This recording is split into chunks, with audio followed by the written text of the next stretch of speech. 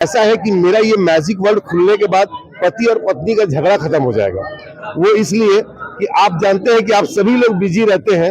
इस बिजी के समय में आपको याद नहीं रहता है कि आपका मैरिज एनिवर्सरी कब है। कंसेप्ट है, इस तरह की चीज़ों से आसानी से लोगों तक कनेक्ट किया जा सकता है। हर कोई अपना जन्मदिन हो, सालगिरह हो, शादी की सालगिरह हो या परिवार परिजन का कोई भी ऐसा उल्लास का समय जो वो जीवन में याद रखना चाहते हैं, तो इस तरह के अवसर देने का काम करेंगे। तो मेरी ओर से बधाई।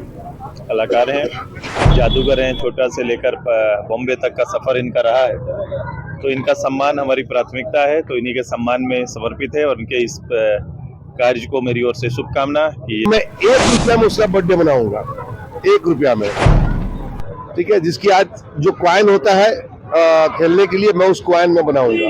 और ऐसे जनरली मेरा 5,000, 10,000, 15,000 का पैकेज, 20,000 का, 50,000 का, जितना जिसका बजट है उस बजट के हिसाब से होगा।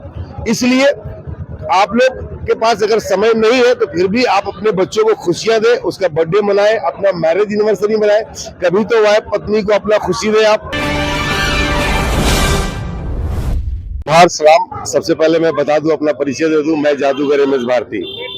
इस रांची शहर का मैं मैजिशियन हूं और पहले लोग मुझे हर जगह जानते थे। मैं उड़ीसा, एमपी, छत्तीसगढ़ में शो करता था, महाराष्ट्र में, बंगाल में।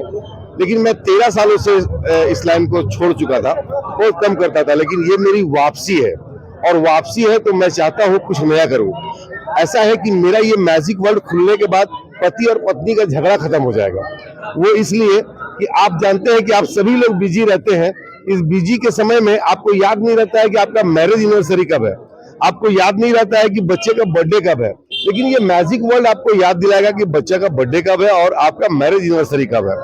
दूसरी बात, बहुत कम बजट में, यानी 5,000, 10,000, 15,000 के बजट में भी आप अपना पूरा प्रोग्राम को करवा सकते हैं। दूसरा, अभी आसू सुप्रीमो सुदेश महतो जी आए, वो मेरे बड़े भाई हैं।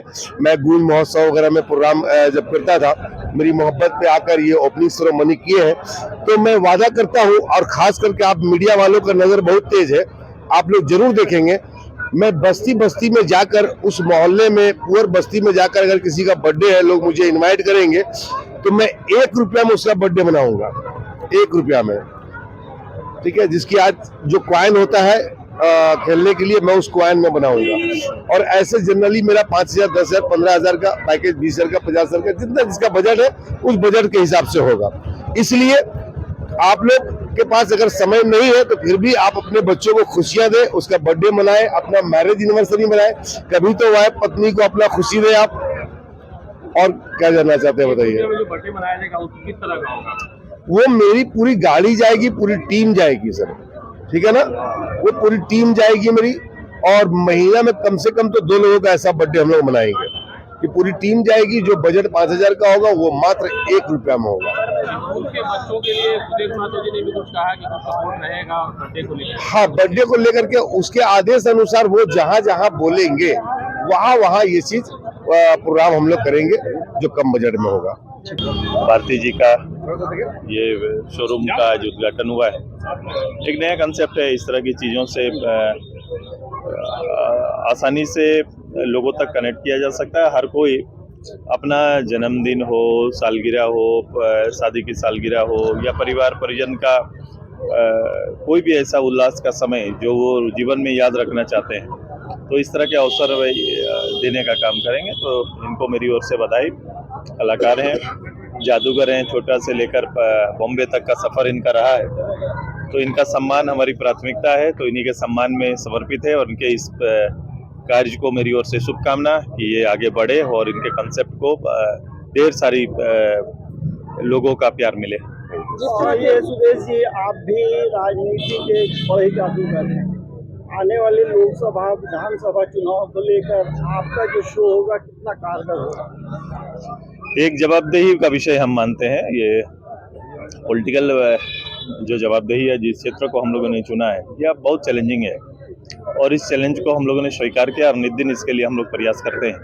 हमारी कोशिश है कि जिस उद्देश्य से और जिस मकसद के साथ इस राज्य को हम लोगों ने पाया है, वो उसके मुकाम को हम लोग छुएं।